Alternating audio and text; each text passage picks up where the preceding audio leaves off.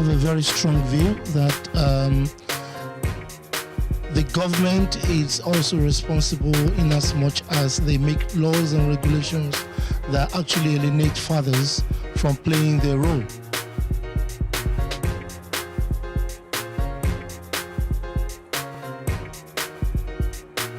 I think there are many strands to this argument. I think the government and local government obviously do set laws and legislation, etc. I think this is more a moral issue, and it's not really as such for the government or for the local council in particular, who don't really have the power to do these sort of things.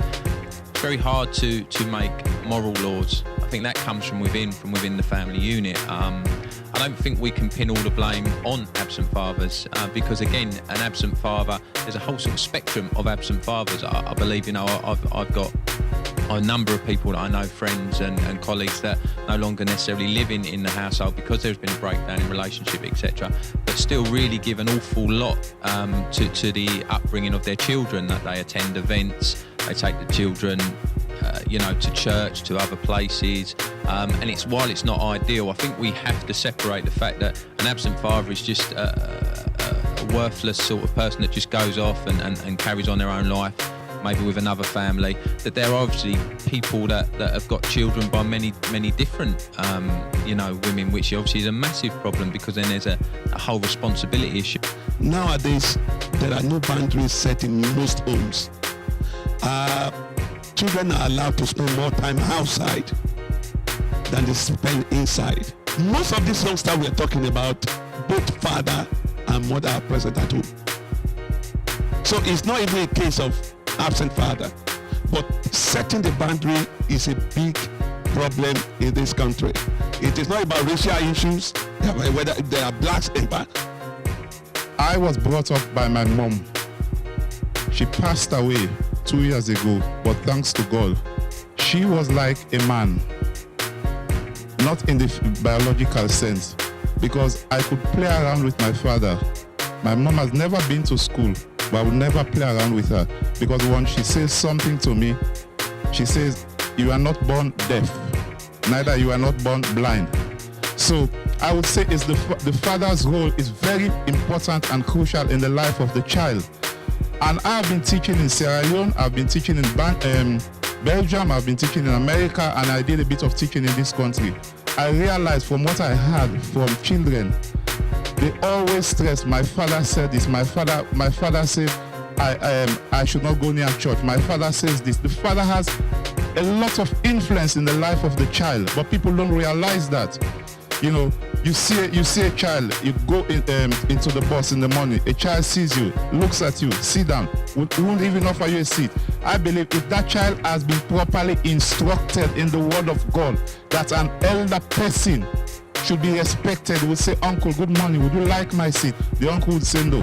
But it's like we live in this society, it's a free-for-all society, because people have turned away from the word of God. I believe all the problems in England, America, or Europe is because people have turned the word of God away from the word of God, and we are paying the price. My background is that my parents were divorced when I was 13 years old. I always maintained contact with my father, and my mother never stopped any access to it. So in some ways, he was still able to carry on some of his fatherly duties, and I saw him every day. So in many ways, he just didn't live with me. So in that respect, he was able to continue. Whether we feel that is it a cultural responsibility that white people and black people, Asian people deal very differently. I think there is a certain amount of differences within cultures. The Asian culture tends to be a lot more keeping all the family very near around them.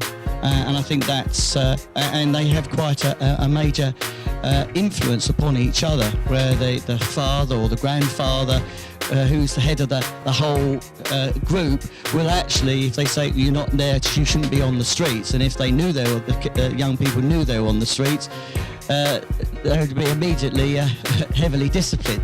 What are your thoughts with regards to discipline at home from your father? Is that a matter that you should be calling the police in for as a child?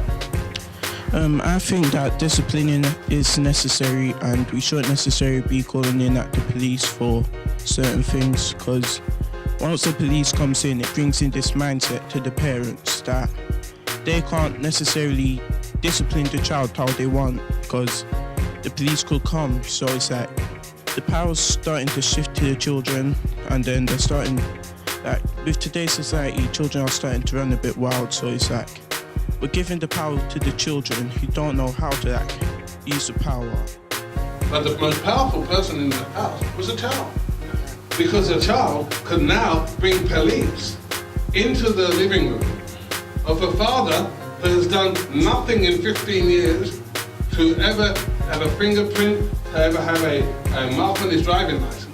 But one call from the child and the police are in his living room. Has there not been, and I pose this as a question, a shift in power from the parents to the children? And is that not crazy? I'll come back to you, Pastor John. Let me answer that question. Yes, there has been a shift of power to the child. But who gave that power? It is the state. And, you know, I have a few things to say.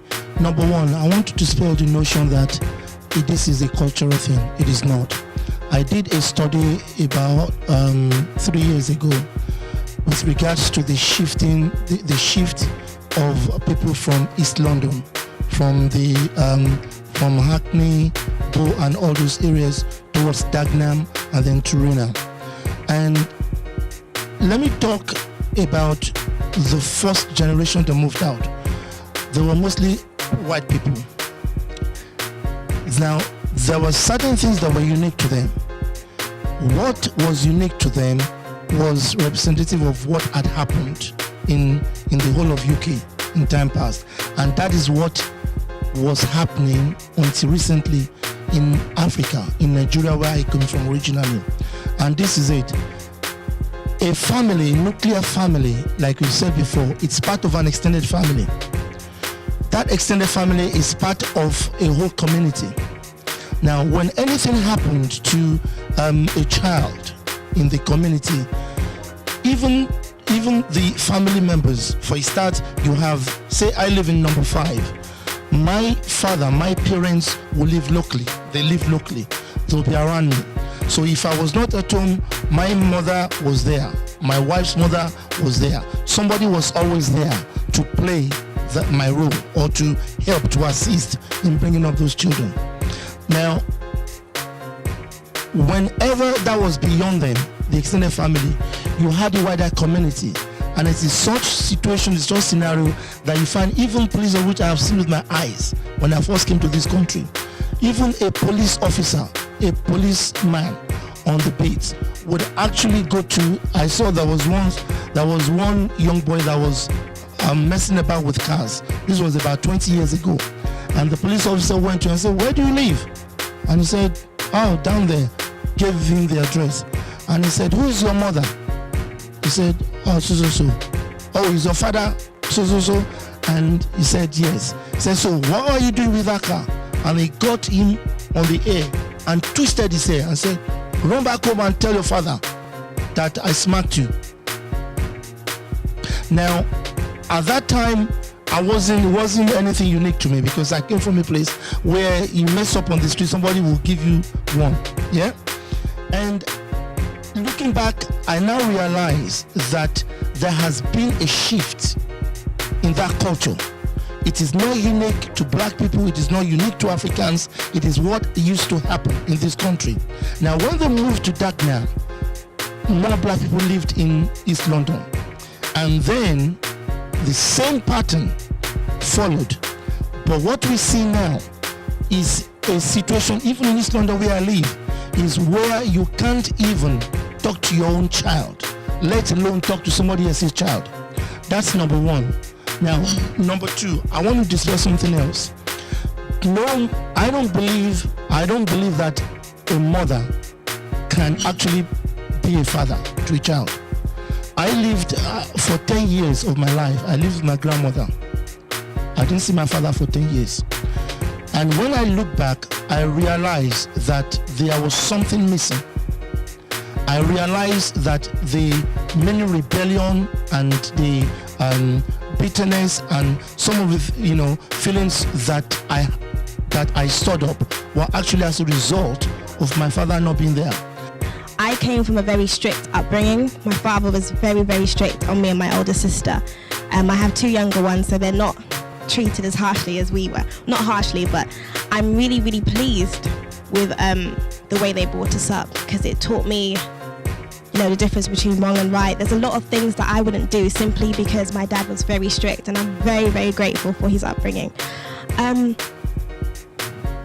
I do have friends who come from single parent backgrounds who are mostly raised by their mothers, and they do say that, the mum has to be the man and the woman. And I've never really understood that because of my background. I don't understand how a man can be like a woman or how a woman can be like a man in terms of raising a child. But I guess women do have to be strong in that situation, financially, emotionally, mentally, physically, because it can be quite hard bringing up a child. Most of these youngsters we're talking about, both father and mother are present at home. So it's not even a case of absent father, but setting the boundary is a big problem in this country. It is not about racial issues, whether there are blacks in part. And they went to the parents and said, how can, he's out of control. And clearly the parents are unable to parent. Not because they're absolutely awful parents, but they haven't got the skills. So that's where, if the council, if the church could rise up, go into the community and just offer one-to-one counselling, we would actually save millions of pounds just by actually getting alongside these people and offering helping hands. Maybe the church, that is a dream or a project that maybe somebody in churches could actually outwork into the community. But I suppose there's a phrase: in order to make changes, you have to invest first. And maybe an investment in councils is to get alongside these families that are crying out for help.